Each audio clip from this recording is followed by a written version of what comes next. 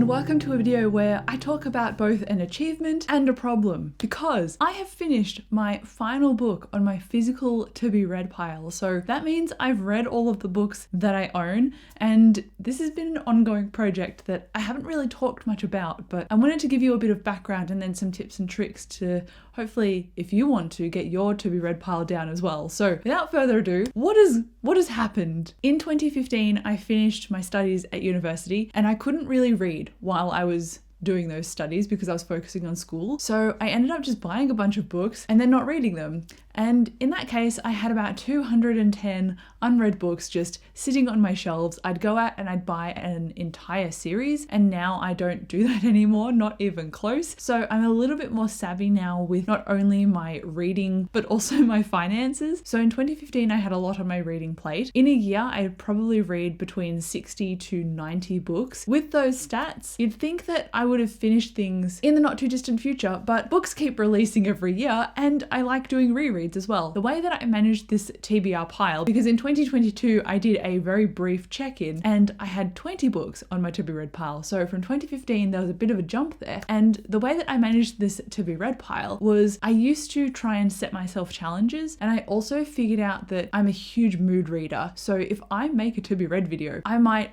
end up sticking to it, or I will filter other stuff in depending on release dates and what I feel like reading. So that meant I would structure my to be read videos a little bit, and I got a lot better at it as I practiced more and I was more in touch with my reading taste and expectations. So what I used to do is I would look at my to be read pile and I'd have a whole bunch of new releases and then a whole bunch of anticipated releases, but then I'd also have a whole bunch of backlist titles as well. And so I would go, okay, this month I'd probably read between 3 and 6 books in a month. So I'd go, all right, my challenge is 3 things. I would try and read a backlist book. I would also try and read a new release. And then I would also try and read a short book, like a comic book, a graphic novel, a manga volume, or a novella. And that meant that if the other 2 books were a bit longer and they took me a bit to get through, I'd still get that instant gratification of finishing something because I would read something short. So that's what I used to do. That eventually evolved and changed and became, read the first book in a series or read a sequel. And then I participated in a lot of readathons which had their own challenges, and I had a massive to be read pile, so I could really pick and choose with those challenges as well. So that's kind of how I managed to remove a lot of things from my to be read pile.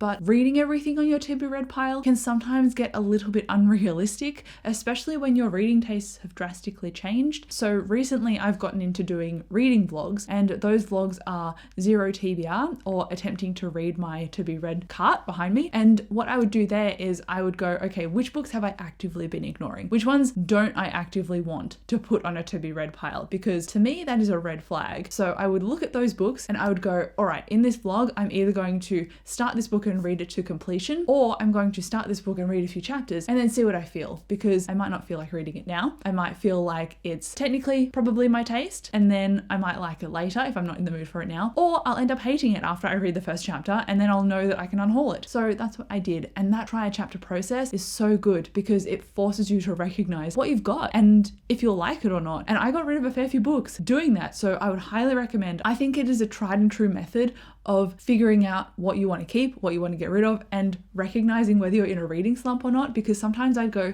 is it just me? Like, I don't feel like reading right now. Am I stressed? Am I run down? Am I getting sick? Do I just have a lot of plans on? And so my mood and my mind aren't focusing on wanting to read. Like, what's going on? Why aren't I enjoying anything? So trying a chapter really helped me bring down my to be read pile, because I was like, nope, yes. And that meant I could keep a whole bunch of stuff and cull a whole bunch of stuff, which it helped so much. Now, I did mention in the try a chapter section that I unhauled a lot of books, and for some people that can be quite challenging. Like initially when I had over the 200 book mark, everything was overwhelming. I wanted to try books and stick to them and read them and, be loyal. But over time, I'm like, I actually don't care about this book. I want to read for my enjoyment. And some books have the subject matter when reading for enjoyment is not quite right. Like, I'm looking at you, a little life. You read to be tortured. If you're reading for that thing, that's what you're looking for. And so you will match up with the book that you're trying to find. You want a particular vibe. So that might be with the season, it might just be how you're personally feeling, it might be based on your other reads, what is something different that you can kind of push and pull and choose between them. But for me, the DNF, so the did not finish, became so important, and I got a lot better at doing it. I think I did anyway. And by DNF, I mean, if you don't like a book, put it down. Maybe work up to it. Is it your mood that is making you think you're not liking it? Is it the writing style? Because the writing style isn't going to change after chapter 1. That's going to be through the whole book. So, is it a book for you, or are you done with it, kind of thing. So deciding whether I wanted to keep a book but DNF it for now and maybe continue it later, or DNF it and then never have to think about it again, were strategies that really helped me get my to be read pile down, especially hand in hand with that try a chapter method, because it meant that I could just cull so easily. And it also became easier for me to DNF books when I took advantage more so of my library. So if you talked to me like 8 years ago, I would have been like, nope, I don't use my library, I refuse. Not for any negative reason, just because I wanted to own all of the books that I wanted to read. And so my physical to be read pile was like the tried and true method for me. Over time now, and doing a lot of extracurricular activities and cleaning my house, I feel like I'm gravitating more towards a very even split with audiobooks and physical books. If I use my library and I borrow an audiobook, I can try it out and go,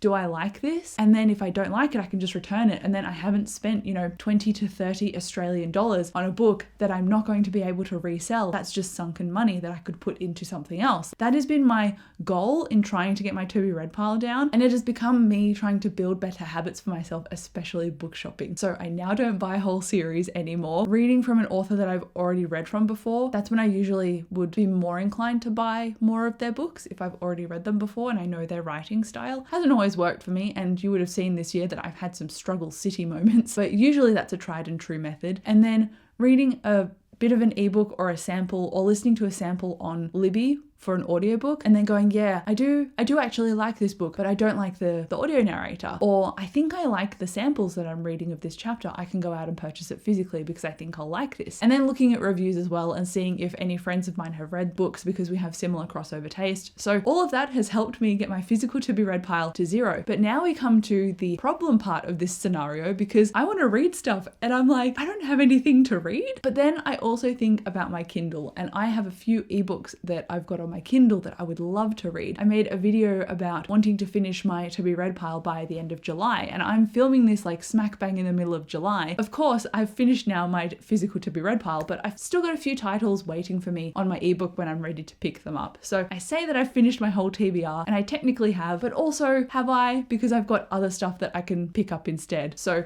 it is not all doom and gloom, but I hope if you are stressing about your physical to be read pile, this video has helped a little bit. If you're going to take anything away from this video, it is try the chapter method. Try it and then get rid of it, or just pause it and put it in a maybe pile or something. And that way you can really segment your to be read pile into want to read, not sure about, want to unhaul, and you'll get through everything, I promise. But that is the end of this rambly video with hopefully a few hot tips that you can take away. I still can't believe that I finished my physical to be read pile. I do have stuff on my to be read cart behind me, but Robin Hobb and Brandon Sanderson I have read multiple times before, so they're really just there to make my cart not look sad and empty. But okay, this is the final end of this video. Come and chat to me down below. Let me know how many to be read books you have on your physical pile. I would be interested. But thank you so much for watching this video. I'll come chat to you down below in the comments, and I'll see you in my next video. Bye.